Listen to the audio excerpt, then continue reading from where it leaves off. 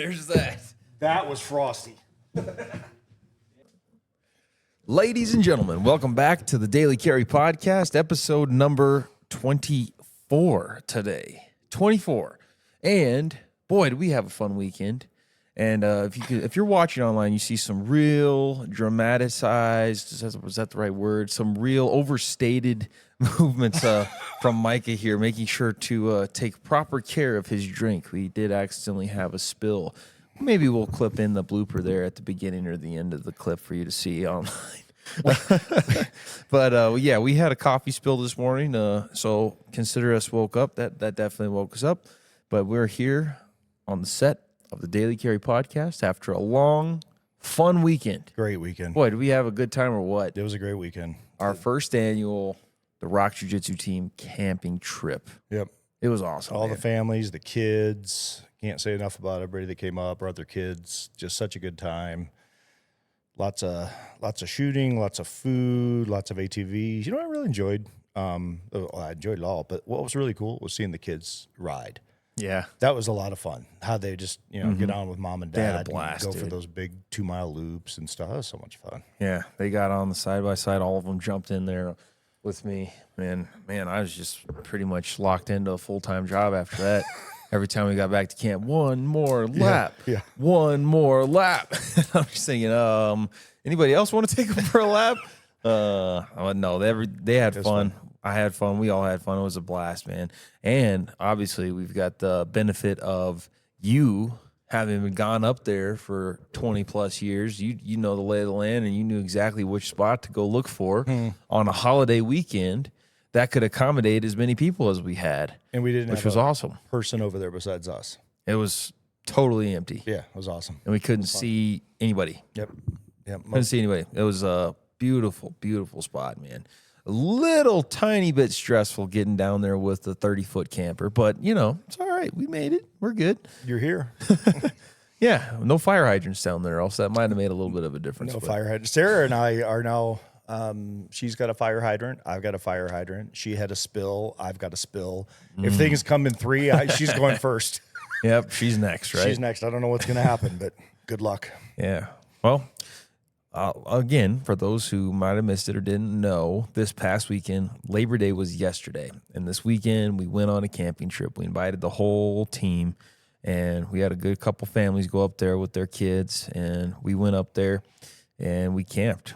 My wife and I, Friday night through, we got back last night.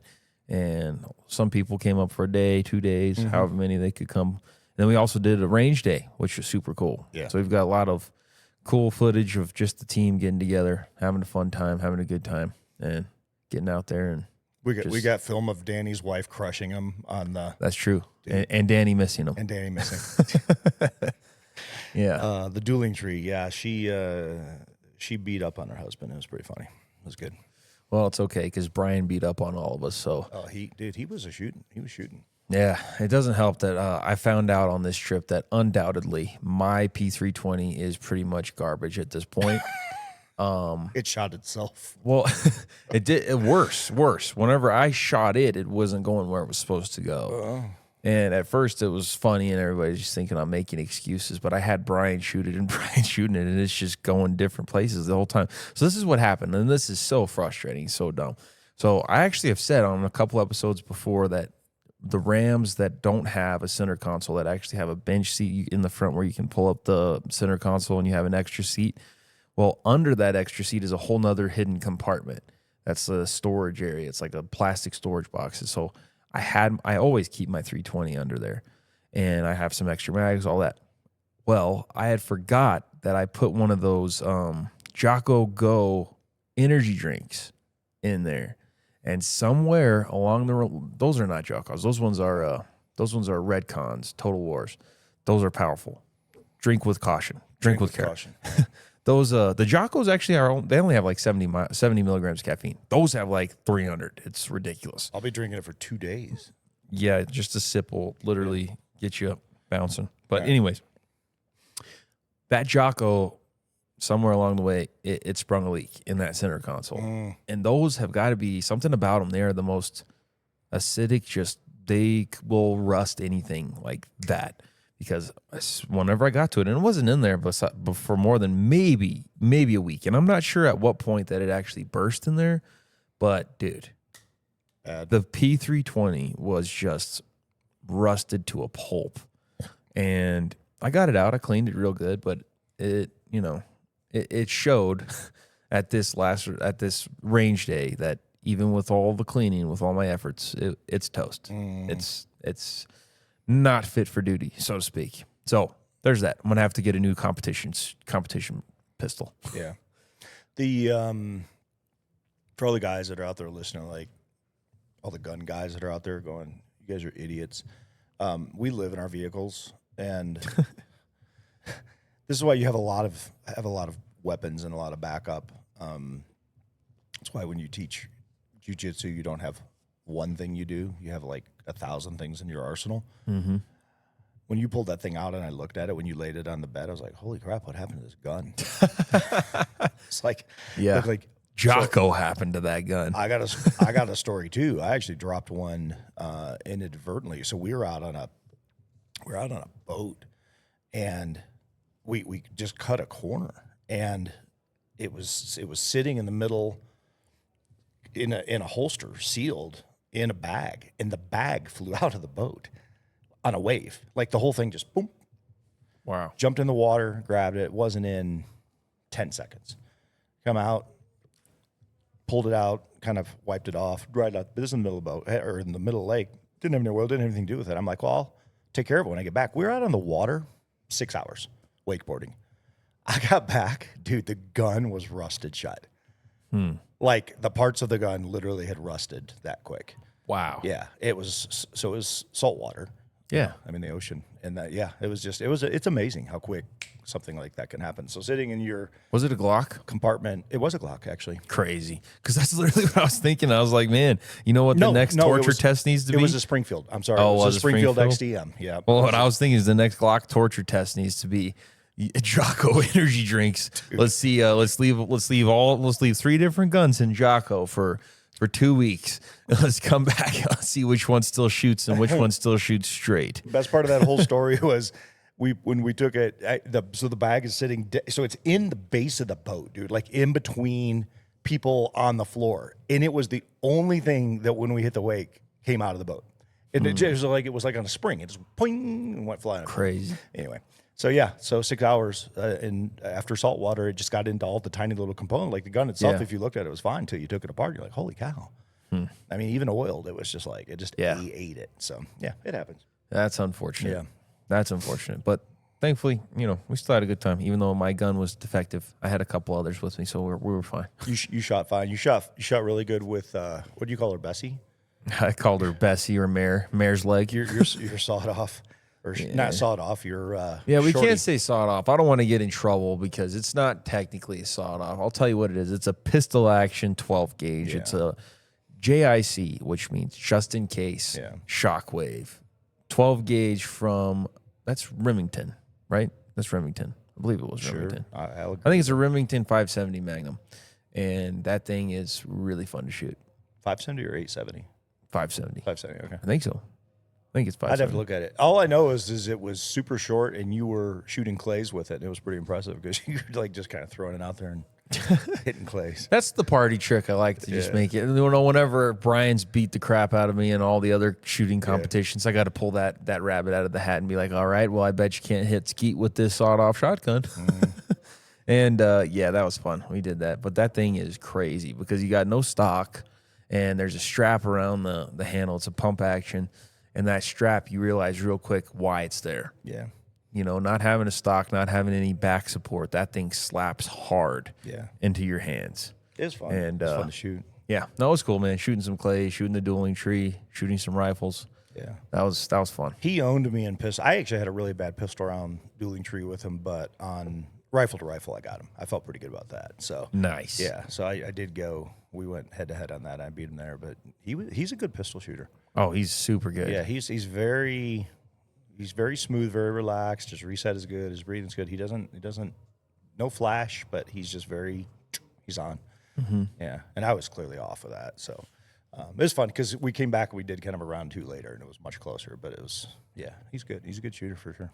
That's why we call him the marksman. That is why he is the marksman. Schnookums, the marksman. Yeah, Schnookums. Me and you did a round, except for you had a Caltech, the one that you had on the show a couple of times, a couple episodes ago, and I had the 357 lever action. That was just fun. That was fun, fun. seeing you in my periphery trying to keep up with that thing. Just brass, just kicking over the shoulder. There's just something about the way that it makes you feel when you shoot that gun, dude. It's awesome. I love shooting that 357. That thing's awesome. I can only imagine how much I'm going to like it whenever I get like a 4570, a real cowboy caliber. I got one you can use. I don't have a 4570 yet. I need to get one. And a 3030. That'd be cool. Those are on the list. They're fun. Yeah. That'd be fun. It's a good weekend. Dude, what a blast. What a blast. And we got out. Everybody had fun. Everybody stayed safe. No problems, no issues. And that's what it's all about, man. Yep. And I think that, overall pulled the team together, family getting together, building a stronger community, and it was awesome. Yep. Looking forward to the next one, man. And I got a lot of messages after, a lot of people, man, it's hard we couldn't make it. Next one for sure. Looking forward to being After there. they see the videos, they'll be like, dude. I will say this one last thing, and then we'll dive into our topic. You and your wife brought back from your recent trip to Alaska some halibut. And some salmon. King salmon. And it was awesome. You can't really. You and Jana were the only ones there that night. That's why. You and Jana were the only ones there that night. So everybody else who wasn't there, you missed it. It was so good. You missed it. Friday night, yeah, my wife grills up some salmon and halibut fresh from Alaska, and she makes it real good. It's the way she sees it. Everything about it was really good. It was delicious. It was good. We ate good, dude. We did. We ate good. But it also helps when you have a wife who just brings the entire kitchen. Yeah. Well, and Jana brought every flavor of sourdough you could possibly make, too. So and I got focaccia. And focaccia. So I ate a lot of bread. Dude, that focaccia bread with the sandwiches was incredible. Yeah. Anyways, shout out to all the families that came. Shout out to our wives for coming and helping make it extra special. It was amazing. What a good time. What a good time. I'm going to work on my shot, Brian. I'm coming for you next time. He's in trouble. Yeah. But we also ripped. We can't forget that. We ripped some ATVs and some side-by-sides pretty hard. Not with the kids, and not even with the ladies, just with the dudes, with the bros. We went out. We took flight. We made some ground vehicles fly. Yeah. I don't I wish I had measured a couple of them, that those 3 as you're going up towards the main gate. Dude, like I felt some good whoops. I felt like I was like in X Games. Yeah. I mean, it was because I hit it. I know I was running 60 when I hit it. That was my first time to take out your Can-Am 1000. I did the 800 the last time we went out. That 1000, shorter wheelbase, stupid, as much power as it has, dude. I was flying. Yeah. I used to have a Sportsman 1000. It was like a 2015, 2016. So it was pretty powerful. But whenever I get on yours, I was like, dude, this is insane.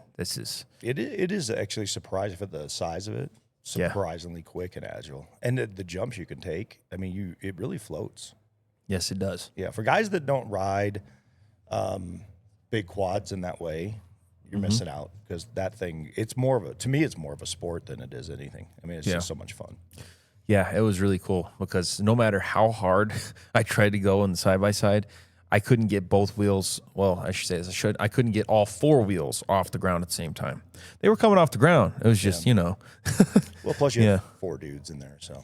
Yeah, and we go out to the desert. We find some big jumps. We'll be able to make that thing fly. But yeah, the 4-wheeler was just it almost felt like a couple times like it wanted to be in the air, not on the ground. Yeah, that's what they're bred for. Pretty cool. But yeah, overall, super cool trip, and super good time with the team, super good time with families, and looking forward to the next one. We've got some exciting stuff coming up, even within the next few weeks. We've got the buddy day coming up, September 10th at the gym. Everybody bringing their buddies, that's kids and adults. I've told everybody, I said, listen, you better have some friends. You better tell them good things about jiu-jitsu. You better bring them in, because what has jiu-jitsu done? What has jiu-jitsu done for you? Yeah. Go tell them. Has jiu-jitsu helped you? Has jiu-jitsu made you feel a little better? This is the thing, and I've tried to make a point of starting to actually have these conversations a little bit more, like just at least once a week, once every 2 weeks, just have a little mat chat with the kids and with the adults, where it's just talking about jiu-jitsu, talking about how it relates to life, talking about how jiu-jitsu is hard. I just had this conversation with the kids: is jiu-jitsu's hard, isn't it? Have you guys ever had a day where you were kind of tired, you didn't want to come to practice, and all the kids were like, yeah, we've been tired before and I wanted to come. I said, well, yeah, it's hard. But then whenever you leave practice, are you upset that you came to practice? They're like, no, we feel great after. And that's the truth. Every time that you come and you just do it anyways, right, you feel great afterward. And I was having this conversation with another guy in the gym. This was a couple weeks ago. And I've had this conversation with him. And I've also had wives just come up to me and tell me that my husband is always coming to jiu-jitsu. He's just a better husband when he comes home. But we were just talking about this, me and this other guy, about, yeah, whenever I finish class, I actually just feel so much better. I get home and I'm motivated to get what I need to get done for my wife and spend time with the family, and I just feel like I've got more mental clarity about me. And it makes perfect sense, right? That's all to say that jiu-jitsu, what has it done for you? Whenever you have these talks, and it kind of helps it come out into words that otherwise might have, you felt it, but you didn't really ever think about it, or you didn't really put it into words. And that's the significance, I think, of having buddy days. But then also, why would we have buddy days? Because you go and you tell your buddy, this is what jiu-jitsu's done for my kids. This is what jiu-jitsu's done for me. And this is what it can do for you. So I'm excited about the buddy day coming up. Of course, we've got JWI stuff coming up. Qualifier, October 4th. And we've got JWI 4 December 6th. I know that's a little bit of a long shot, but we've got a whole bunch of other community building events too. Star lighting's coming up. There's a lot of things coming up around the corner. Yeah, super exciting things to come. And we're about to have Douglas County Sheriff. That'll be the end of this month, the end of September. And opening day of Elk was this morning, which was cool. Me and my wife went out there. Is that why you're dressed that way? That's why I am dressed this way. And we, believe it or not, we got on a bull. It was bugling. It was bugling at us this morning. And just sitting right outside of where we could reach him. So he didn't come in, but we're going to get it done. It's going to happen. It will. Yeah, 100%. Well, with all that being caught up on, we've got still some heavy things to dive into.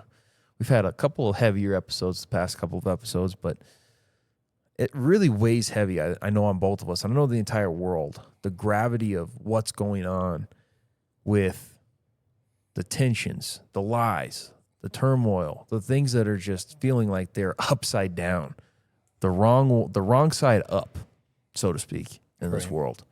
And we've already talked about it, but we're going to talk about it a tiny bit more today, the shooting at the Catholic school. Because the last time we spoke about it, you and I didn't even know that it happened in the middle, from what I understand, happened in the middle of Mass, happened whenever these kids were praying. That is just wild to think about. Sat outside a window and watched him pray and then shot. And just starts picking them off. Yeah. That is just evil. That is an almost unthinkable evil, that you're just waiting for these people to be praying. And then you sent me the video of all the markings, all the writings on this guy's gun, on his kit, on all this stuff.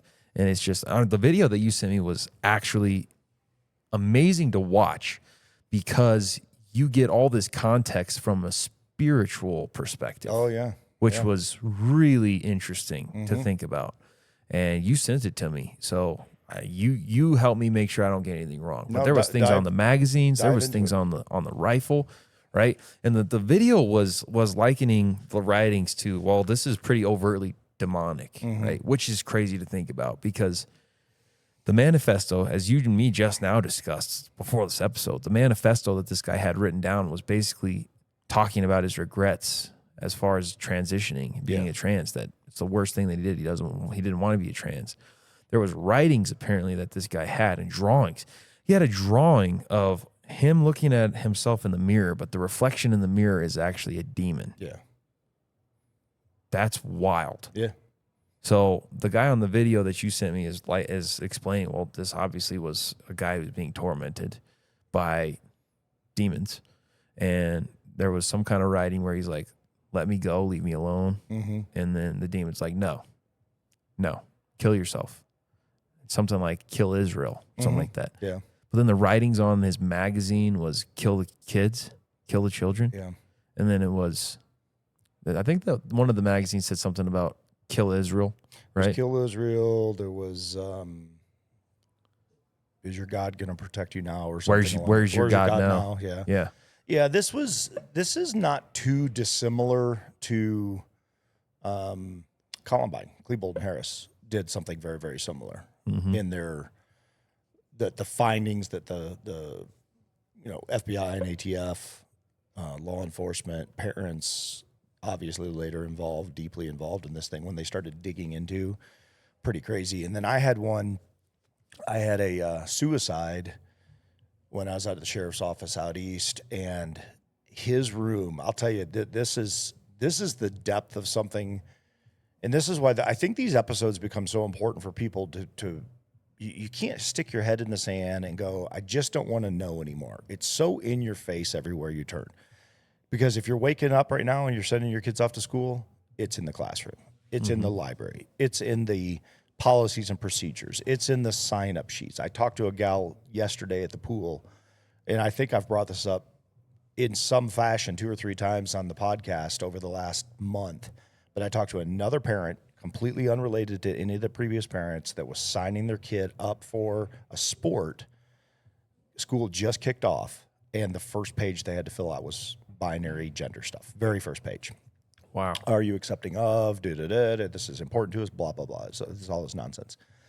So if you think it's not happening, it's happening. And I mentioned the sheriff's office thing for a reason. So we go out, it's a suicide, we pull up, young male, early 20s as I recall, middle of winter. Here's the 2 things that got my attention instantaneously. So this property is, I don't know, they're on acreage, notable acreage. And you pull up to the front of the house, and out in front of the house were antlers. Hundreds and hundreds and hundreds of antlers that he had built into what looked like an igloo. He had just kind of locked them all together and twined them together, deer antlers and I don't know, just antlers, multiple antlers. And inside, he had like this upside down star hanging from the inside of this thing. And then we go inside the house, and it looks like the 1950s, 60s American dream. Everything is spit polished, it's clean, it's nice, but it's kind of, I mean, my point is, it's very well taken care of. It's very clean. You walk into his room, and it's like clean on a different level. But then you start looking around, and there's stuff on the walls, and I'm like, what the heck is on the wall? And the mother comes in, and of course, this is a woman who's just lost her son, and she's like, I just don't understand. I just don't understand. Why would he do this? And we're standing there with the light on. Yeah. In the room, and we're looking around, and it's like twine, like white, or not twine, yarn, like white yarn. Yeah. And it's kind of strung in different directions. And I'm looking at it, and it made no sense at all. I'm just staring at it on the walls. And Mom leaves and goes upstairs, and it's me and the detective, and we're talking. We're like, what the heck is this? And we look over, and we see a black light mounted above the door. Dude, he goes over and flips on the black light, and we turn off the light to the room, and it was nothing but demonic images done in twine. That's what, not string. That's what I'm trying to say, not yarn. So super thin string, almost like fishing string. Yeah. And it just instantly glowed when you turned on the black light. And he had like these readings like Hail Satan. And I mean, just, it was all throughout the room. Mom comes downstairs. We're in the dark. She comes back in around the corner. We got some questions to ask her. And I said, I need to ask you about this room. And we turned this black light back on while she's standing there, and she, for the first time, saw it. Wow. He lives in her house. He's easily in his 20s, and she's like, I knew he was into some strange things. And I'm like, from upstairs to downstairs, that detached. And of course you feel horrific because it's awful. I mean, this woman lost her child. Like there's no, just that loss of that love, that connection. But when she saw that, and we started going through the books, and he had a Bible that was just, I mean, there was writing all throughout this Bible.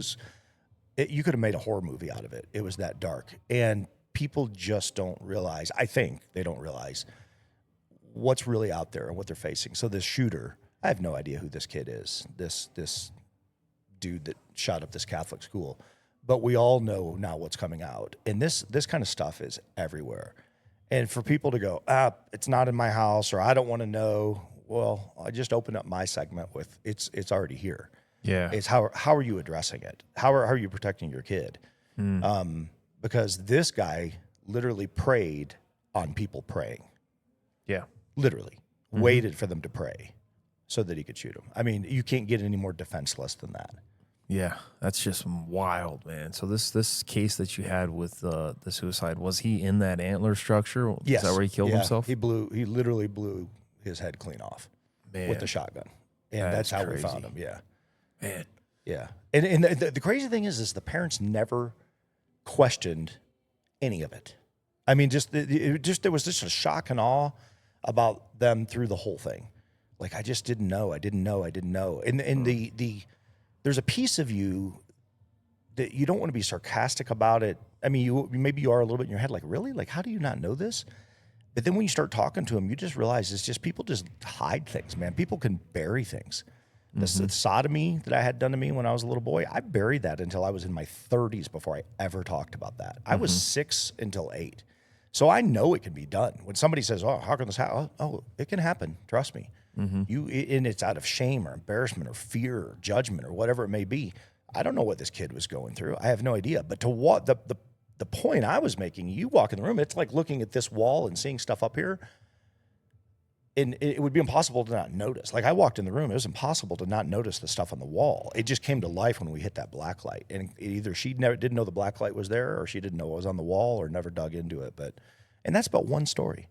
Yeah. And they're everywhere. This kind of stuff is all over the place. Yeah. It's just pure evil. That's the world that we're living in. It is definitely, you got to be super careful. I mean, you can open up these doors and these portals, so to speak, without getting too spooky, and it's just everywhere. And it's just the first thing that I like to go to, because I don't like to just jump off the edge and just go crazy with it. I'd like to first, let's give context, okay? Let's give context to the position we're going to be talking from for this episode. I just now had one of my friends, he just now sent me a video that I think just completely nailed a perfect analogy of purpose, of why we're here, of what God's plan is for us, of why we need God, and why we need to be accountable to our purpose. Otherwise, we're living a life that's completely meaningless. And this analogy is this, without going crazy, let's just keep it very simple. Think about a glove. Everybody knows what a glove is. Put it on your hand. Could be because it's to keep you warm. Could be because it's to keep your hand safe whenever you're doing work in the garden, cutting wood, whatever it might be, right? But there is a glove. Everybody knows what a glove is. Well, a glove is literally made in the image of what? A hand. Why? Because a hand goes into it and gives the glove purpose. Without the hand inside of the glove, glove doesn't have purpose. So think about this. The Bible says we're made in God's image. So a glove is made in the image of a hand, right? Well, we're made in the image of God. Made in the image of God means that we are built to have God in us, giving us purpose. Same way that a glove is built to have a hand inside of it to give it purpose. We're made to have God inside us to give us purpose. And this is the reality of the world that we're living in right now, is everyone's trying to tell you that you can fill your glove with a foot. It's true. And that you can fill your sock with a hand, and that, in fact, your hand is a foot and your foot's a hand. And you can be and you can do whatever you want to do. And it all leads down this slippery slope to where now all of a sudden nothing has meaning, nothing has purpose, nothing has order. So what's the point of anything? No point. Kill yourself. It's over. Kill others, kill Israel, kill yourself. Where's your God now? It all connects and makes sense whenever you start to look at it from that lens, because that is the slippery slope that you go down whenever you start believing in lies. Truth is pretty plain. It's pretty simple. And if we deviate from the truth, then all of a sudden we find ourselves where nothing makes sense. Everything is just discombobulated and there's no point to anything. Yeah. The only way that there's a point to anything is whenever there's purpose. What purpose do we have on this earth if we don't have God in us, pointing and working toward a purpose that's higher and more important than any of this? All this is going to fade. The building that we're sitting in right now, it's going to be eventually, some point years from now, torn down, deteriorated, whatever it might be. Everything's going to be turned and returned back to dust. We're not going to live forever on this earth. Our life on this earth, surely everybody, if you really search your core being, you know that our time on this planet, it can't just be 80, 100 years and then we're just dead and gone. That's it. That's all the time that we had. This life is a drop in the bucket. Right. This is it. This is not the last life we're going to live. That saying, you only live once, that's completely false. Yeah. That comes from the world. That comes from the world trying to get you to party up and just live your life and do what you want to do instead of doing what you're supposed to do, instead of living and carrying out your purpose. You don't only live once. You live twice. You live this life, and the way that you live this life determines how you're going to live the rest of your life. Right. Your eternal life, which is going to be a lot longer lasting than this one. It's a lot easier, I think, for people to not believe that. And that's why, I mean, we've all, so, you know, when you said, I want to approach this with purpose, I don't want to just dive into something. I want to know where we're coming from. I'm so glad you said that, because there is an element right now that is happening in society. It's been going on since the dawn of man. It's just that we're seeing it in real time because of social media. It's the only change, in my opinion. And I guess I'm pretty strong on that opinion because I say it a lot. I mean, if you go back to World War II, World War I, stock market crash, turn of the century, go back, just keep going back through time. I'm sure everybody was sitting around thinking the world's ending, or like, oh my gosh, how are we going to get through this at some point? There's just too many times in history. The difference now is you're seeing it like this. It's just right now. Everything is right now. So Rosie O'Donnell comes out, says, here you go. Here's another one of these MAGA supporters. And I'm using this as an example, not to dig on Rosie, but to dig on the way things are done. It's truly not an attack. I hope she's watching so that she understands how we all do this. We all look at something unobjectively, without fact, and we respond. We just don't realize we're doing it. And when she came out and said, yeah, this is one of these, in fact, let me pull it up real quick because I want to read this just to showcase, I think. Oh, man. I don't want to spill anything, Jared. No, don't spill anything. Spill my glasses and spill my phone. So she puts a post out essentially saying that this trans shooter was a MAGA dude. It was a Republican, blah, blah, blah, blah, blah. And then comes out and says, oh, my bad. Yeah. I'm sorry. I said the wrong thing. I shouldn't have said this. But her apology I can't get it. The apology was, I was wrong. I didn't fact check. My bad. I just assumed it was one of those NRA gun kind of people in her apology. Like, so your apology is still a blame. And we've gotten to a point in society where we all do it on some level with whatever topic we're talking about, where we don't look into something and we just assume something is what it is. And that's why I said in a few podcasts ago, you have somebody who has like 5 million followers online. They put something out. Those 5 million people read it. They don't fact check it. Now all of a sudden that's become factual to them. Well, such and such said it, so it's got to be true. And we've gotten away from, even though we have unlimited technology and information, we've gotten away from the importance of doing due diligence on our own. And so we just run with this stuff. And I think we have that as a problem. And then I think the second problem we have is we go on the assumption that it's somebody else's responsibility to take care of it. So when I'm talking to these parents and they're like, you would think that the school would do X as opposed to putting stuff in the library or whatever it may be that my kid's going to be opened up to. There's still the element of, well, you're still the parent though. Do I expect the district to do the right thing? Yeah. But if you are sending your kid off to school for 8 hours a day and you're entrusting your care of your child to that district, that teacher, to everybody involved, safety should be number one.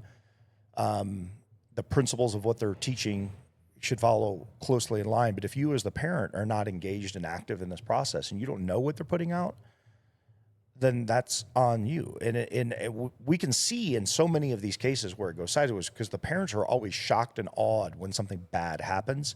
And yet the rest of the world is watching going, how did you not know that? So Rosie O'Donnell throws something out. People are like, what are you talking about? Like everybody and their brother has been talking about this since this happened. And you come out and you just flippantly say something without having any knowledge on this at all. And now you're having to walk it backwards. But you're not walking it backwards because you're walking backwards because you got caught. You're not walking backwards because you meant it, because in your apology, it's garbage. And we've just become so disconnected, uncaring that even the apologies don't matter anymore. You know, it's just so superficial. And this was the discussion. I mean, we had a great day at the pool, hanging out with friends and whatnot yesterday to wrap up the weekend. But this was a topic of discussion amongst many parents at a pool. And it wasn't a political discussion. It was somebody who's saying something like, yeah, I'm dealing with that too. And oh my gosh, I don't even know if I want to send my kid to school. I don't know if I want to send him to sports. This is where we're at all of a sudden in this country. And I think it's important as we dive into this subject today with purpose that people understand there is an intentionality behind calling certain things evil. And there is a certain responsibility that we have as people, as parents, business owners, whatever it may be, to stand in the face of this stuff and not let it in. And we talked about it several episodes ago that they've now passed this law in Colorado to where if somebody walks into your business and you misgender them, they can civilly come back and sue you. So it is everywhere is the point. My whole rabbit trail on this is it's no matter. So I just went down Hollywood. I just went down public schools. I just went down Colorado law. And we could just keep going and going and going. It's in your face everywhere you turn, and you can't hide from it. You can't run from it. So you got to know how to battle it. You got to know how to stand in the face of it. And that's a tough thing to do for people. I think a lot of people right now are just very scared. They're very lost. I look at this kid that executed these people. It's an act of domestic terrorism. He said, I regret becoming trans. That's from the monster's mouth. Yeah. I regret that. And yet people aren't listening. They're like, oh yeah, but he still should be. I mean, the mayor, the day after the shooting of Minneapolis came out and said, hey, we got to respect the trans community. Yeah. Don't dig into this thing and point fingers. It's like, what are you talking about? What do you mean we have to respect? What do I need to respect? That we had a homicidal killer and an act of domestic terrorism that wrote stuff on the gun and in his manifesto that said, I regret doing this thing. Now I'm going to go kill innocent people. I'm going to shoot myself. And you're still defending it. We have a huge problem in this country right now of not recognizing things for what they are and trying to make something what it's not. And that to me is that's where we're sitting right now in 2025. Agreed. And I like the more surface level approach, practical approach, but I just can't get over how that video that you sent me just hit home so well with me, with the explanation of the spiritual component. Right. The spiritual component's what I keep coming back to, and that's what we've gone to several times on this, on every episode. We always dive on some level into some spiritual environments and some spiritual issues. Well, here's the number one flat out truth. What does the devil do? He tries to lie. That's the only thing he can create. He's the father of lies. Yep. It's the only thing that the devil can create. So with what he can create, you can guarantee he's going to try to just pop them out and just get them shoved down our throats and just try to make it to where lies are almost more normal than truths, right? And that's exactly where we're at with society right now, is everything they are trying to push from the top down is a lie. They're trying to push policies that make everybody have to not only just turn a blind eye to lies, but actually comply with lies. That's right. They're trying to force us to say it's okay to lie, and if we don't, then we can be criminally punished just for saying, no, that's wrong. Here's the truth. That is how crazy society is right now, is that is how much of a foothold that evil has in our world and in our society right now, in our government. And for those of you sitting there and listening and wondering, maybe this is the first episode you're tuning into. Well, what I'm referencing specifically is here in our local jurisdiction, in our state, in Colorado. We're talking about a bill that was passed that literally gives minors under 18 a right. And it's not just minors, it's people over 18 as well. But specifically, one of the biggest issues is targeting children, targeting the impressionable, targeting the ones who they need guidance to be raised to become the people that they're going to be for the rest of their lives. It's targeting them specifically, but it's targeting everybody. It is targeting society. This bill says that you can call yourself whatever you want to be called, and people have to go along with it. In the schools, parents, they don't have to be involved in this decision. The kid can come in one day, say, my name's no longer Billy, my name's Sally. The schools go along with it. They don't have to report a single thing to the parents. If the parents find out a couple months later and they have any pushback on it and it's ever found out, they can be charged. It is something that has been written into our law that there are these protections, is what they're calling it, protections in place for transgender community. And that gives people a right to just change their name and go by whatever they want to go by. So many issues with that, especially whenever you're talking about minors, especially whenever you're talking about people who need parental guidance and parental consent, but even just on a level higher than that. And we've talked about it. And I don't want to be a broken record and just keep bringing up every single episode, but it is a huge problem that we are now in law, in written law, that we have to just go along with what people say that they are. Right. That shouldn't be the case. If somebody comes into the gym right now and says that they're a dog, I'm going to say, no, you're not. Right. You're a human being, right? That's just ridiculous that somebody can come in to any business, to the school, whatever, and say, this is how you call me. And if I don't get your pronoun right, then you can sue me. Right. Right? I just am going to believe and I'm going to call out the truth. Even if you come into my establishment and you look like a dude, if you're a girl and you look like a dude, if you look like a dude, I'm probably going to say sir. Yeah. If you look like a woman, I'm probably going to say ma'am. Right. Right? And there's literally gotten to the point, there's videos after videos. There's some that are comical that I've seen that get sent to me sometimes where it's like kids that they don't know. There's like, they ask their parents, yeah, is that a man? Is that a girl or a boy? And then sometimes the kids will just like ask them. They're like, I'm a nobody. It's like, what? And you just expect kids to be able to wrap their heads around this kind of stuff? It's all complete evil. It's evil. Why is it evil? Because it's lies. We are living in a world that is pretty black and white, but they're trying to make everything gray. They're trying to make it to where there is no more black and white. It's gray, but what is it whenever it's gray? It's really not. It's not gray.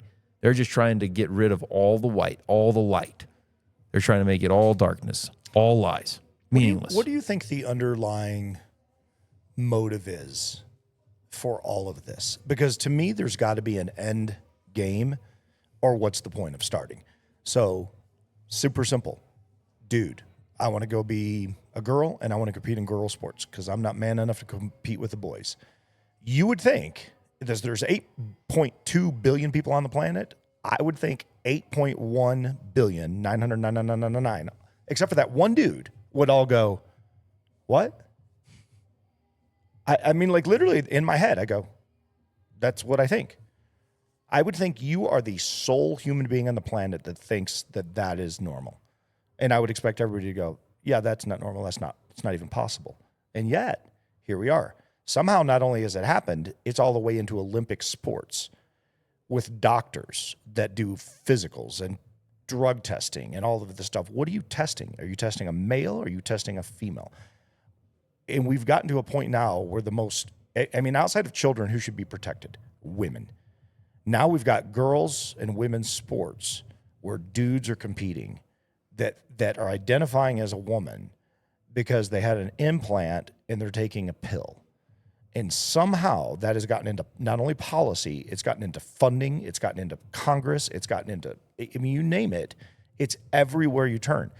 So the reason I asked the question of what's the underlying motive, if we can't even recognize that a dude is not a dude and they shouldn't be competing ever in the history of ever against girls, much less changing with them, much less, for me, I lose my mind on this stuff inside.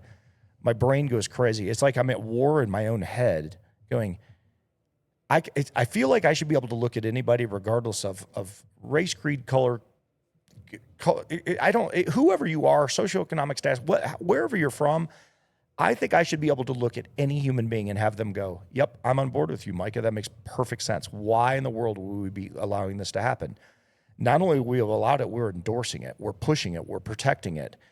These people are going off the rails, and it's all because of identity. And at the end of the day, now we have a big problem. So I go back to the question, what's the underlying motive? Is it power? Is it control? Power for who? Control for who? What?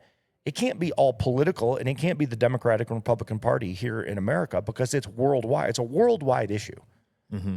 This is not a phenomenon that just blew up in the United States. Yeah. It's everywhere you turn. Mm-hmm. The top 10 socioeconomic countries, it's all there. And so it's gaining not only traction, it's gotten more than a foothold. Now it's gotten law. I mean, we have literally passed law in Colorado on something that's not actually even real. It's not even a real thing. It's female, male, chromosomes. Science. Mm-hmm. God created, period. Law comes in other countries too, not just here, comes in and says, oh, we got to protect these people. Protect them from what? They should be, in my opinion, should be in an insane asylum. At no time should we have men running out on the field with girls in the sports. Now, if it was a co-ed sport, totally different. I play co-ed hockey on Friday nights. It's run around goof league. Everybody has a good time. Nobody takes it serious hockey. Monday, pro. Tuesday, semi-pro. Wednesday, semi-pro. Friday, co-ed. I've been doing this for years. I have never had one person come in and identify as something other than a male or female. It's just co-ed hockey. Mm-hmm. Females get dressed in the female room. Dudes get dressed in the dude room. They all go out on the court. They play hockey together. It's husbands and wives and brothers, and they laugh. And it's dumb hockey. It's just dumb. Everybody understands it. I guarantee you the first person that comes out there in the middle of that game and identifies as something and tells somebody from the other team or either team, I want to be called this, they're going to get crushed through the boards. They're going to find out what real hockey's all about, and they'll never come back. It will self-regulate. Yeah. The girls would kill the dude if he came out there and did it. Mm-hmm. Like that, it would be over inside of 10 seconds. I believe that. And yet, in society, we're defending it. Parents are afraid to send their kids to school. We're seeing this stuff everywhere. And I think there's two things. I think there's group one, I don't want to talk about it. I don't want to hear about it. I'm tired of it. And then there's group two, and they're baptized. And then everybody else is just stuck in la la land. Like, what do we do with this? What do we do with it? You either have your head in the sand or you're pro-fighting for it. Yeah. And there's very few people in the middle. And that's the biggest populace, right? That's the hundreds of millions of people going, what is happening? Mm-hmm. We can't even identify men and women. Yeah. So what am I supposed to do when my kid comes home and says, I want to do this or I want to do that? I mean, it's just, this is an epidemic. This will far, far, far surpass COVID as far as outcome of bad things. So do you want to answer the question? Or you want me to answer the question first? I want you to answer it first, and then I'm going to play off what you said. What's the purpose? Okay. I mean, I think that you can give a couple of different answers. I think that there's probably really two answers to hone in on. There's one answer which would be like, well, this is the political answer, right? But then there's the one answer that I think really is what matters. I think that anybody out there that's listening that has any conservative or Christian values, that this is what you're going to defer to and default to. If you don't, and if you don't have the understanding to be able to confidently speak about this and know that this is actually what's happening in real time in front of our eyes, then you really need to open the Bible and you need to read the Bible. And you need to get to the core of what you really believe, and see if you believe what you say you believe.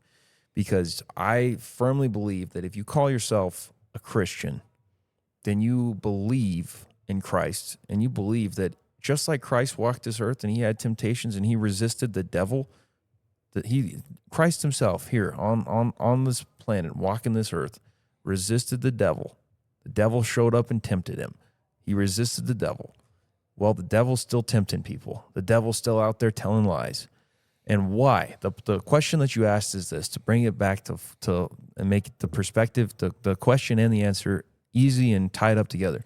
What is the purpose behind this? Why would there be this desire for these lies and this breakdown of gender fluidity and all these things going wrong. Well, I think that it's pretty obvious that the number one thing right now that we're facing as Christians, we're facing a persecution like we've never faced before. We're facing genocide like we've never faced before. There is more babies being killed now than there ever has been in history. Ever. Babies. Look at abortion statistics. Look at how many babies are being aborted. Babies that otherwise could be born and hear what Jesus did for them. Hear that there's redemption in Christ. Hear that there is a way to reach eternal life and salvation in Jesus. There's babies being aborted, being abandoned. And there's an entire campaign and people. What's the motivation behind abortion? It does nothing but bad. It's bad for the economy. It's bad in every single way that you look at it. It's bad. And there's all these arguments and there's all these cases and all these viewpoints. Well, what about if the baby needs to be terminated to keep the mom safe? All these things that they make it sound logical. They use these lofty words and language to make it sound like it's okay and it's justifiable. But they're just justifying murder. They're making murder sound like it's something that it's not, using flowery, logical language whenever it's the complete opposite of God's plan. It's the complete opposite of the way that Jesus showed us we're supposed to love each other. Jesus laid his life down for us. He said, I must die so that you can live. That's the attitude that we're all as Christians supposed to take on, is if I need to die in service of my wife, of my brothers and sisters, I'm ready to take up my cross and carry my cross. The entire message behind abortion is the opposite of that. It's, well, they must die so I can live. That is what they try to shove down the throats to mothers, to everybody, to these vulnerable people who, maybe there was a constant argument is, well, what if there was rape? Well, think about a person that's already suffering with this psychological toll of that weight of that abuse. And then you're going to tell them, oh, it's okay. You were wrong. So you can go and murder this baby. You were wrong. So you can do wrong. That's really what they're doing, is they're doubling down on the wrong. I've met and I know, and I've heard testimonies of people who were not aborted, even if it was a rape situation. And you can go online, you can find these testimonies. People who were still delivered and they have a life and they have a testimony to tell. My mom thought about aborting me. She struggled with this. She still struggles with this. And their mom's sitting in the audience while they're giving this testimony, just in tears, just thank God I didn't make the mistake of aborting my baby. Look at her up there. Look at him up there telling this testimony. The motivation behind this is that there is the devil seeking to devour, like a prowling lion, seeking to devour who he may. So what does that mean? That means what is the real reason that all this is happening? Well, look at those magazines that this guy, the shooter, had. Look at the writing on there. Look at the writings that he had, the drawings that he had. Obviously wrestling with the spiritual, wrestling with a demon that's trying to tell him all this stuff, all these lies. And what does he do? He goes after what? He goes after kids that are praying at a Catholic school. Because why? The devil's trying to take out kids before they even have a chance to grow up and live their life for God. There is absolutely, without a shadow of a doubt, that is the reason that we see all that's going wrong in society, is because there's a devil that is creating lies. The only thing he can create, he's creating lies, and the purpose of those lies are to kill, to steal, and to destroy. And that is it. He's trying to kill, steal, and destroy everything that God wants for his people, for his children. That is why we're seeing what's happening happen. That is my take on it. So how do you take not only the foundation of everything that you just put out, which is so dead on accurate, and how do you convince people? I guess the point I was trying to make, because you laid out the argument that I was going to lay out. So we're saying the exact same thing. That's why I wanted to hear you go first. So you said essentially what I was going to say. I'm going to add a stat to it. So you pull up the CDC and look at death rates in America, and the number one cause of death rates. You can do it, but I'll just tell you what it starts with. It starts with some degree of heart disease. Do you know how many more people die from abortion than heart disease annually? It says heart disease. Yeah. Yeah. So abortion's not even there Heart disease, it says 680,000. annually. Mm-hmm. Yeah. 680,000. I believe that's annually. Let me see. Yeah, it is. But that number sticks pretty true for the last 10 years. There's been like a 1% increase every year. You can scroll all the way down until you want to stop scrolling. You're never going to see abortion.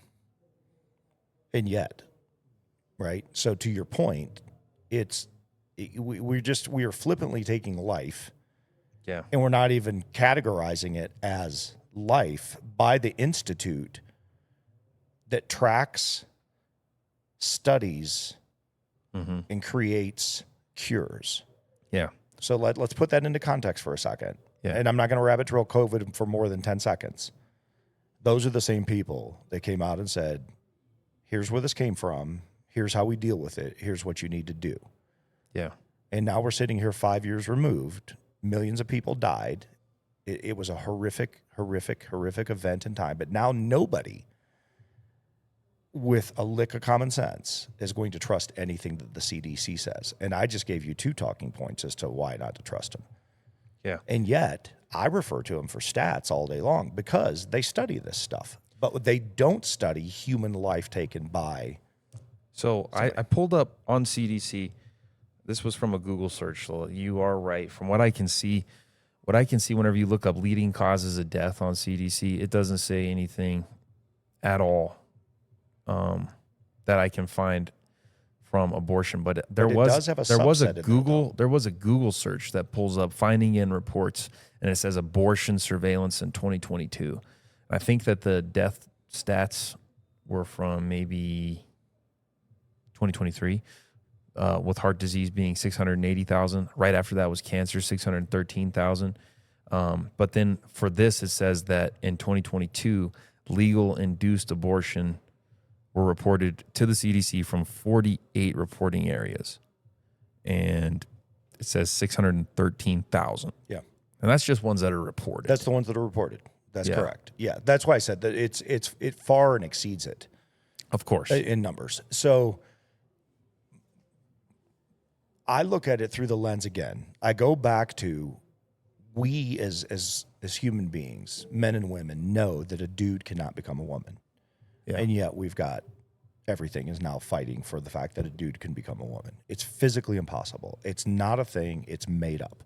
We've created law to protect it, all these things that we've talked about. Don't need to rabbit trail it again.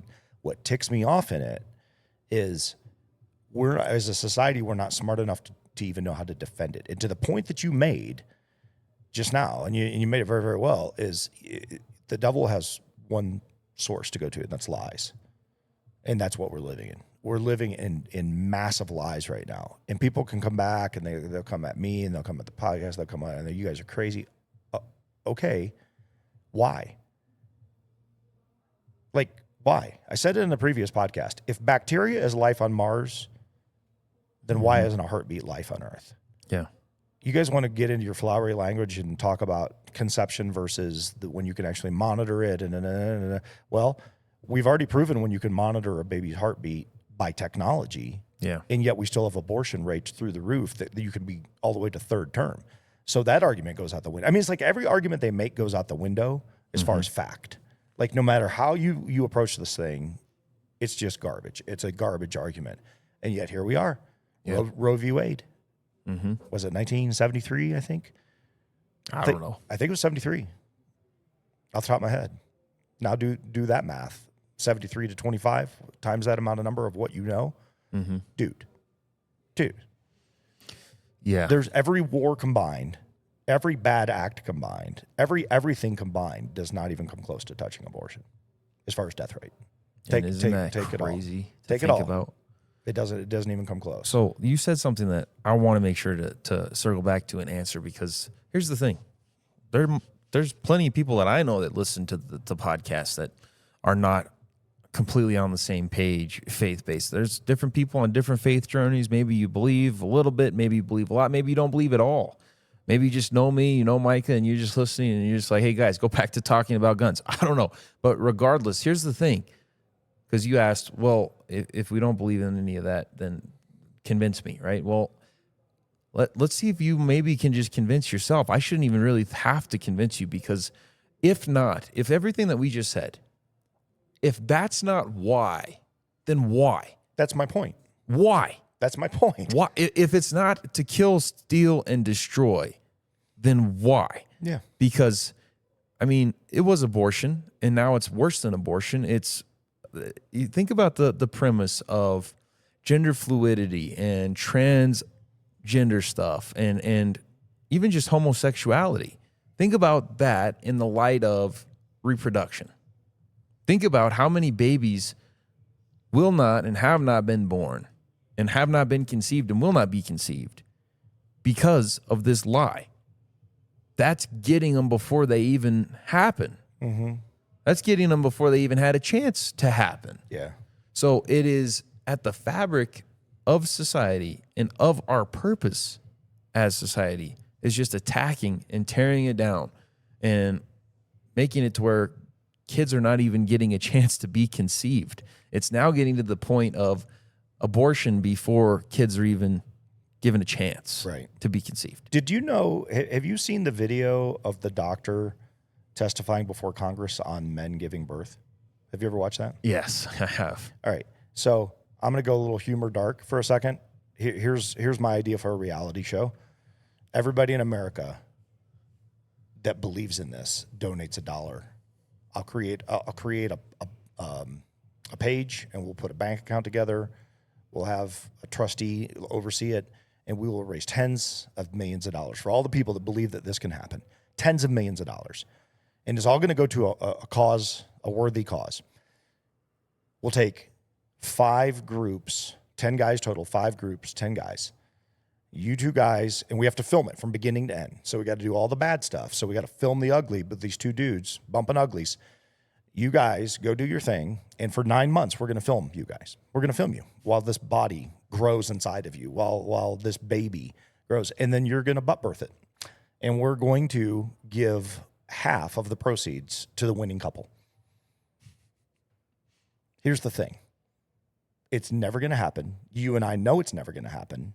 I'm mocking it because it's funny and it's sad and it's horrific and it's pathetic. And all these people that are struggling with these identity issues, I am so sorry for you. But I got to have a sense of dark humor in this somewhere. If you really think that's going to happen, let me help you out. There's 8.2 billion people on the planet. Not one of them has ever been birthed by a man. Mm-hmm. And never will be. And yet we had somebody testifying in front of Congress, and she looked at the senator and said, yeah, I'm the doctor. I think I know. And he went, okay, you should turn in your medical degree. That's where we're at, dude. Like, that is where we're at. And so you just said it. If not for this, then for what? Exactly. Mm-hmm. Why are we giving a doctor airtime on the Senate floor in front of Congress in any way, shape, or form to sit down and tell us this thing that can't be done? Yeah. I just debunked it. Let's create a show.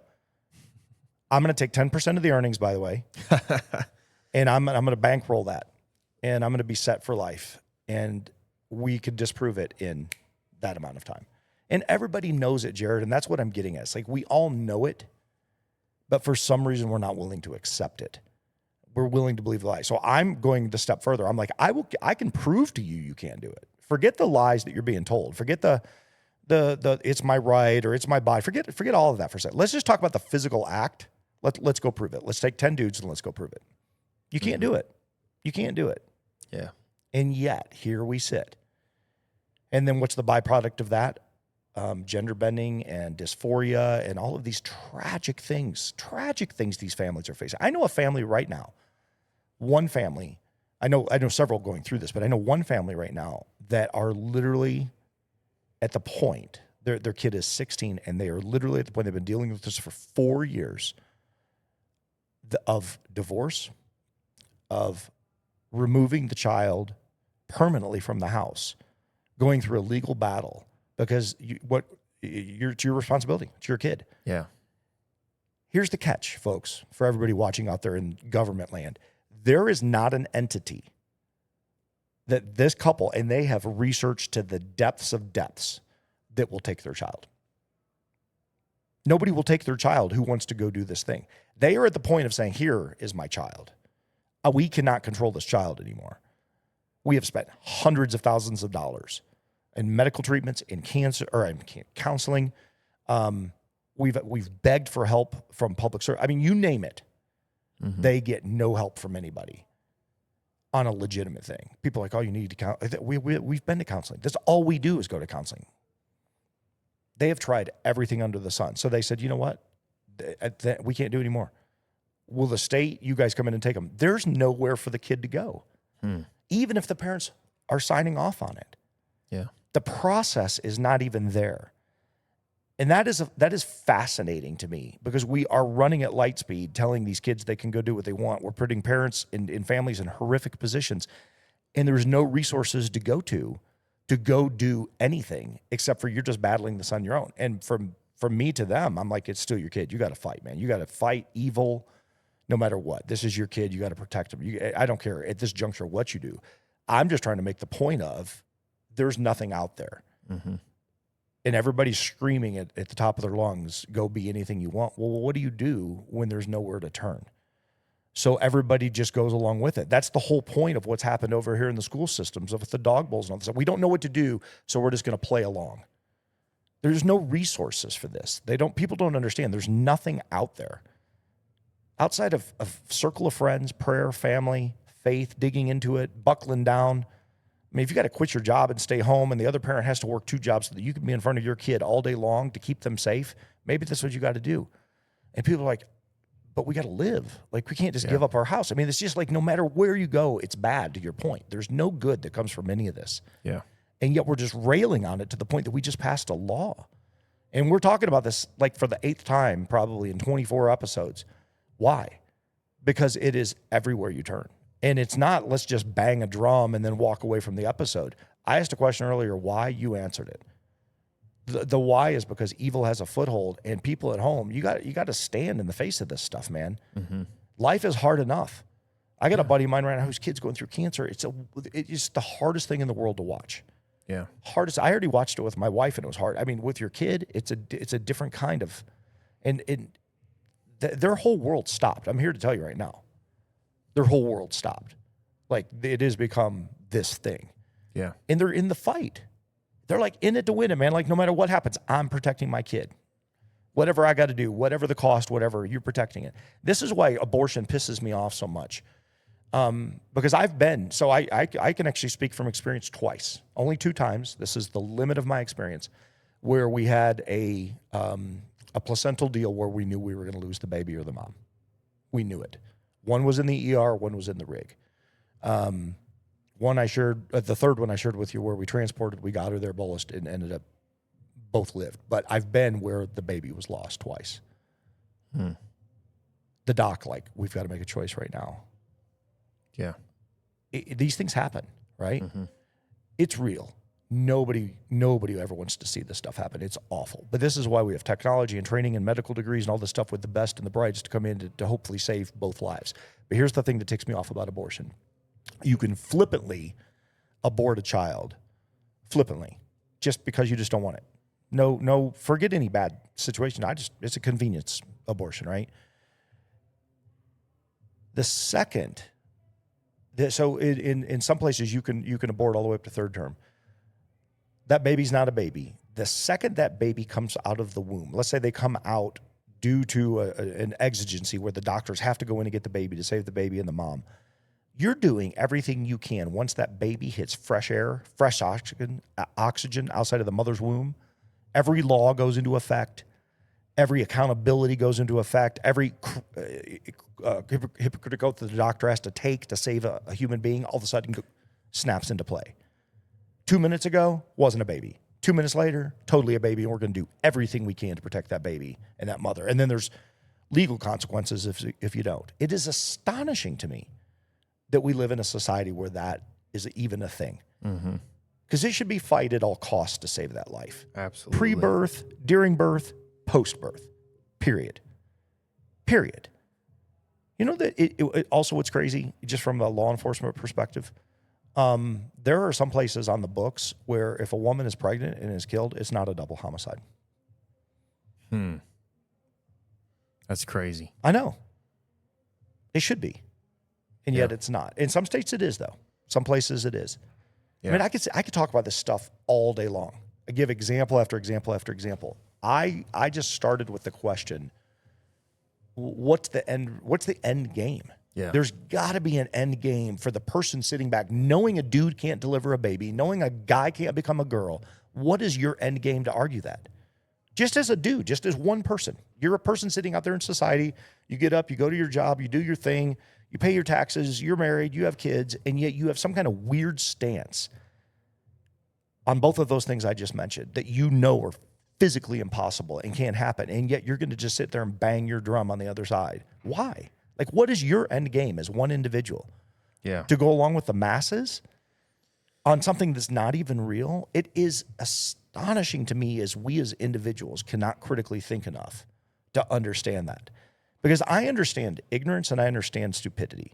Stupidity, totally different. But ignorance is just unlearned. You just don't know. I said, I think in the first or second episode, I can't speak Cantonese. I don't speak Japanese. It doesn't make me stupid. I'm just not learned in that area. But for you to sit back as a human being walking this planet and think that a guy can become a girl or a guy can deliver a baby, like, what is your end game? Yeah. And that right there, dude, like, that to me is the billion-dollar question. Because we do it as a person, then we do it as a group, then we do it as a school system, then we do it as a government entity, then we do it as an Olympic committee, then we do it as Congress. It's like, where does it end? It doesn't. It just keeps going. And getting worse and worse. Yeah. And man, well, we'll have another conversation to follow up off air on your friend that has that kid, because you said tried everything. Well, I want to know, tried jujitsu? We need to. On one level, yes. I don't know. On a lighter perspective, but on a more serious perspective, I can't promise or guarantee anything. I don't have all the answers to life, but I do know that I've seen a lot of kids and a lot of adults change for the better through jiu-jitsu. So I'd like to give it a try if they're willing to bring the kid in. Well, I'll talk to him. And, I have no idea. And your point is, I mean, I certainly endorse the jiu-jitsu element of it, but it is, what's tragically hard to watch in this, Jared, is this family ripping each other apart. Yeah. And here's the kicker. And I will say this, and I mean this with the deepest of empathy, with sympathy and compassion. There are a lot of people speaking into this family's life right now that are giving their opinions, but here's the catch. There's not one of them living inside that house. Yeah. Not one of them. And that is doubly hard because you want advice. You want wisdom. You want to glean. You've done everything you can, and you're begging on the doorstep for help from anybody. And so everybody's going to have an opinion on this. Yeah. But it is different when you wake up and go to bed in your own house with that problem. Oh, no doubt. And that right there is, my heart breaks for these people because I've known them for a long time. And what has come out in the last 4 years, dude, if you had given me 100 guesses, I would have never picked this. Never. It's a crazy problem that just kind of sprung up, and it's taken a lot of people by surprise. But I say that in seriousness that, we'll follow up, and we'll try to get in touch with them. And there's probably certainly a lot of people there. There could be some people out there listening and kind of laughing a little bit like, what do you think you're going to do with jiu-jitsu? Are you ridiculous?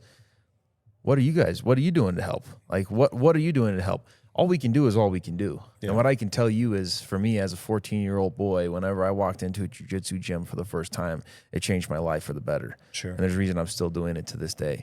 Now, the thing that you get with the Rock Jiu-Jitsu team is you don't just get jiu-jitsu. You get a community. Mm-hmm. You get faith. You get iron that sharpens iron. Yeah. You get Jesus and jiu-jitsu. You got the flag up on the wall right there. So it's all you can do is all you can do. And I have seen jiu-jitsu change lives for the better. And especially if you've got an environment like this one where they come in and then it's more than just jiu-jitsu, I certainly think that there is some help that can be done. And hopefully, I mean, if I'm not here to do that, then what am I here to do?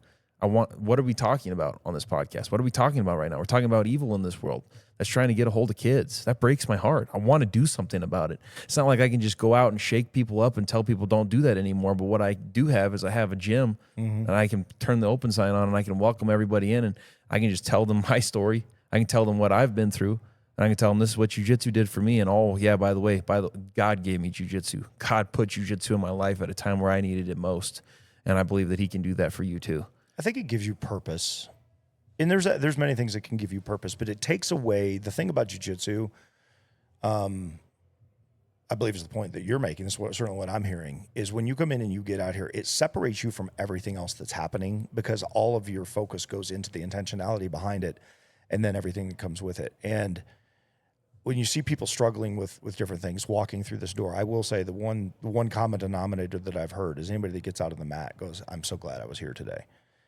It really does help define you because it opens up things naturally that God gave you in your body, endorphins that release, and it gives you a change in your spirit, your attitude, your motivation. Do you get sore? Yeah. Do you get tested? Yeah. But that's kind of the point. I mean, you're going to get worked, and at the exact same time, you're going to walk out and you're going to feel empowered and have a confidence. And I think from that standpoint, what can come from that is somebody that comes in here gets redirected.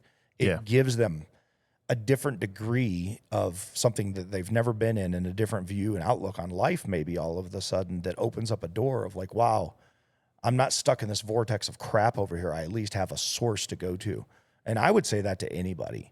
I've got a friend of mine who is a friend of my wife's. Actually. Well, she's a friend of mine, but I mean, we've known her for 40 years. She's a quilter, dude. She's a bead quilter maker thing.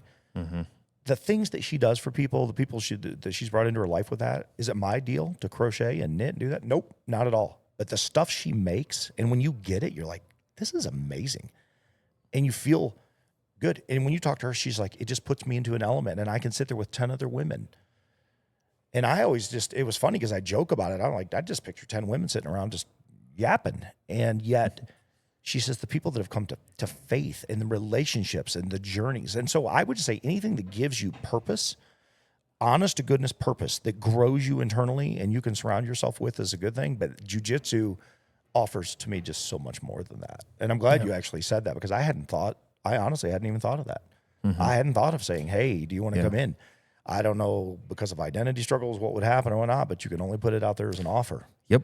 You can't want to get a man out of a foxhole if he just keeps throwing himself in there, but you can certainly throw a rope down and try to help pull him out and hope that he's going to let you help him out, right? Yeah. But horrible. Probably I probably butchered the way that's supposed to be said, but it's something like that. But other than that, I mean, the way that you described jiu-jitsu is awesome, but I think that a simplified version would just be living in the world right now that makes it to where it's very, very misconstrued and it can be kind of confusing. What's the purpose of everything? What's my purpose? What is the purpose of getting up and going to school today, going to work today?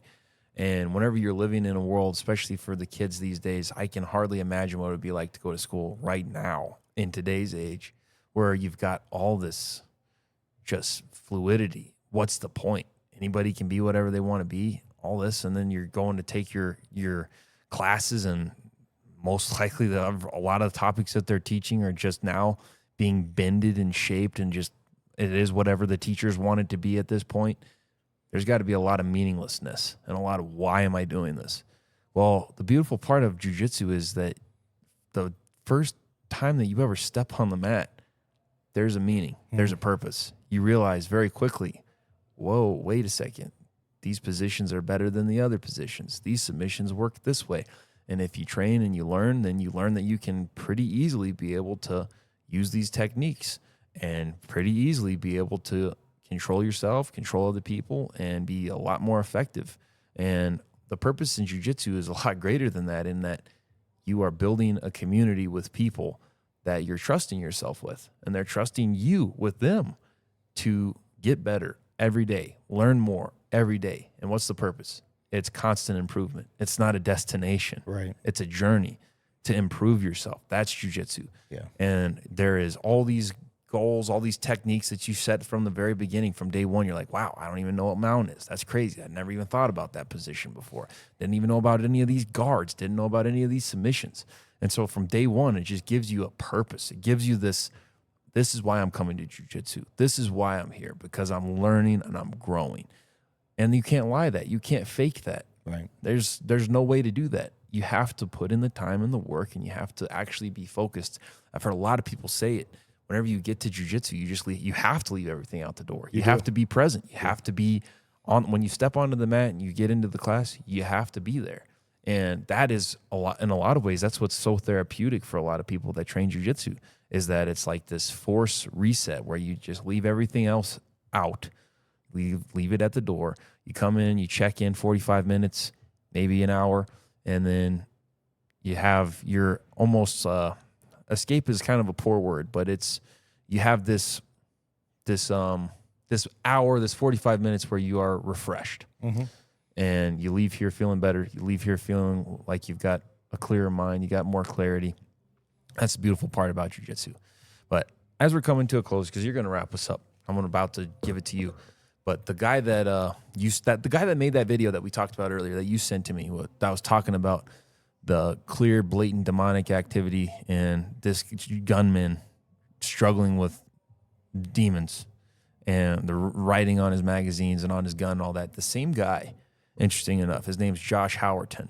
That same guy, a couple years ago, I saw a video that he put out for Easter that was awesome. And he talks about the words that Jesus said on the cross. It is finished. That actually is tetelestai. Tetelestai is what Jesus said. And the word tetelestai, it is finished. He talks about in that video the 3 different meanings for that. It is finished in a military perspective, to where it's over, the battle's won, the war is over. And then he talks about it from a banking perspective. The debt is paid. The debt is paid. There's no more owed. It's finished. And then he also talks about it from, there was one more perspective that was, it is finished. I'm going to have to remember that. It's going to have to come back to me. But the point is that we've talked a lot about demons, a lot about lies, a lot about issues in the world that we're facing right now. And it can be very overwhelming. It can be very discouraging almost. But I am likening, and I want to bring it to this. I want to connect it in this way. There was this documentary that I watched with my wife not long ago that was a former Satanist. He was involved in all the inner workings, all that stuff. And in that documentary, what really stood out, what made sense is, if you have someone in your home praying for protection in the name of Jesus, these things can't touch you. They can't see you. You are protected. Whenever you pray protection, you have protection. That was very interesting to me in watching this documentary, because if you pray for protection, if you call on the name of Jesus, that's scriptural. That's in the Bible. Greater is he that is in me than he that is in the world. So there's a lot of different ways that we could go at this. We could say, oh, well, how are we going to change the world? We need to go marching as Christians and go to the White House or go whatever and start protesting. What the Bible also says, we wrestle not against flesh and blood, but against principalities, against evil rulers, darkness in high places. So what that means to me is we need people to get on their knees. We need people to begin to pray more. We need people to begin to read their Bibles more. Because as we begin to fight that way, where we're just praying more, we're reading our Bibles more, everything, instead of it being from the outside in, as far as the change goes, if it comes from the inside out, that's going to carry us a whole lot longer and a whole lot farther than us just getting real excited, getting emotional, getting motivated, and getting up and saying, we need to change this, we need to push back, we need to get this junk out of our schools, we need to stop, we need to have political changes. Instead of having that kind of approach, if it's from the inside out, we're genuinely taking an approach to changing ourselves for the better, growing ourselves, learning what our purpose is in God, and exploring that and going on that faith journey where we are reading our Bibles and we're praying and we're building our own relationship with God. If we have more and more people do that, then I believe that we're going to start to see things change. Because as much evil as there is, as many lies as there are, it's not louder than the truth. As loud as those lies are, as in their faces as it is, why do you think it's so polarizing whenever somebody gets up right now and they just say, that's not true? whenever they say, no, there's only two genders. Why do you think at Trump's speech, it's like, whoa, he just said that? Why? It's because truth still is louder. It still has more weight than the lies. It's just that for too long, we've had a culture and a society that has kind of set back, laid back, been a little too comfortable. And I believe that there's even Christians out there who have been a little too comfortable, a little too lax, haven't read their Bible like they should, haven't prayed like they should. And I believe there's a lot of people out there listening. They know it. They know it. I can do more. It starts there. That's where it has to start. It has to start from the inside out, not from the outside in. We're not going to fix the country by going out and fixing the problems from the outside in. It's got to start from the inside out. I believe that there has to be a complete transformation, a complete repentance. We haven't done what we're supposed to do in the first place, which is we're supposed to do what we're supposed to do on a ground level. Boots on the ground. Read your Bible. Pray every day. And you will grow, grow, grow. You ever hear that song? Oh, yeah. Sunday school song. That Sunday school song. We got to keep fresh on the brain. We got to make sure that we don't get too far away from that, because that's what it's all about. Yeah. That's where we got to get back to. Right. That's where we got to get back to. Yeah. Amen. Yeah. Amen. Well done. All right. Hit us. I'll get it. Yes, sir. All right. Father God, thank you for this opportunity to sit down, just talk this morning. Covered a lot of stuff. World's lost. We can be lost at times. We know what we need to dig into, and that's your word. Just really pray for those that are suffering, struggling on levels that we can't understand. May they seek you where we do not have answers, and just keep that path in front of them. I ask that you'd just watch over us, cover us and our families this week, and all that we may go through. It's in your son's name we pray. Amen. Amen. Until next time. Until next time.